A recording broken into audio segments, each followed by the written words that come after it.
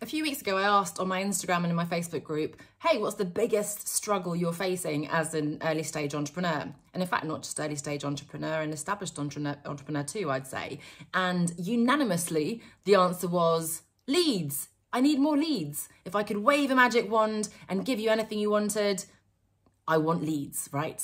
And you might resonate with that. I can see the appeal of getting more leads as well. And that's what we're talking about on this week's podcast episode. Now, before we get into the answer, which I know you're listening out for, I want to give some important context here. The first thing is the point at which you're asking, how can I get more leads, when you're launching your program, you're doing that webinar, you're selling, you're trying to get money, you're desperate, in fact, for income because you really need that sale, it's too late.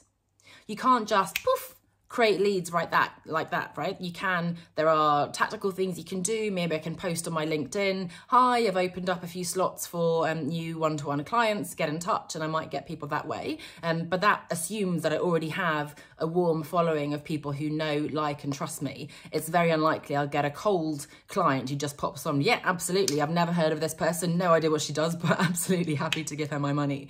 So the moment at which you're trying to, even if you have lots of money for ads and so on, that's a cold audience, you're not going to poof suddenly get hundreds and hundreds of leads and ultimately sales, right? So the moment you're asking the question is too late.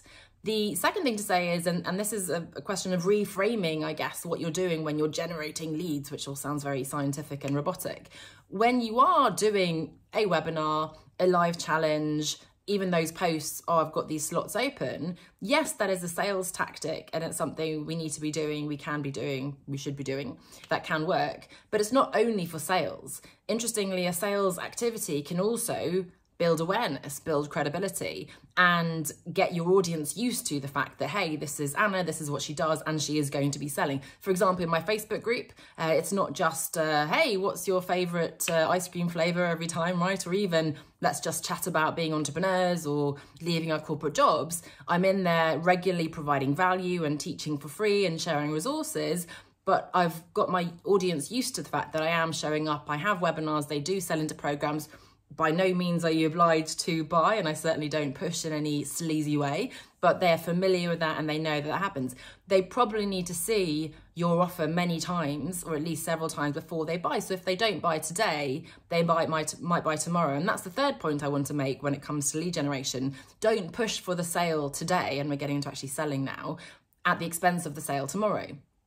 So you might have someone who reaches out to you, but you can tell that they're not ready. They're very hesitant. It's not just about sort of persuading them and pushing them, right? Because then they'll ask for their money back, or they'll resent you, or in fact, they'll resist and they'll disappear entirely.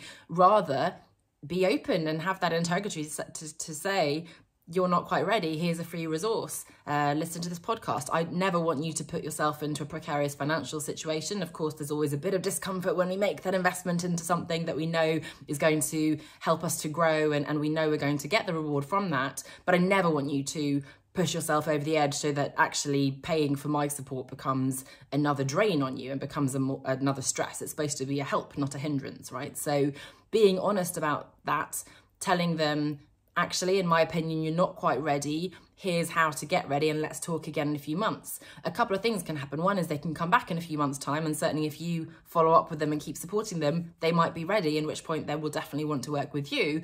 Or even if that never happens, they will absolutely become an ambassador for you. They can say, oh my goodness, I had this chat with Anna, she's so great. I can recommend you to anybody else who's thinking of leaving their job, who wants to start a business, and so on. So that's what we're looking at today. Yeah, I'm not going to give you the answer here on the video, but do check out the podcast episode. How can I get more leads? It's one of my monthly Ask Anna episodes. So search Reimagining Success on your favorite podcast app, or you can go to reimaginingsuccesspodcast.com.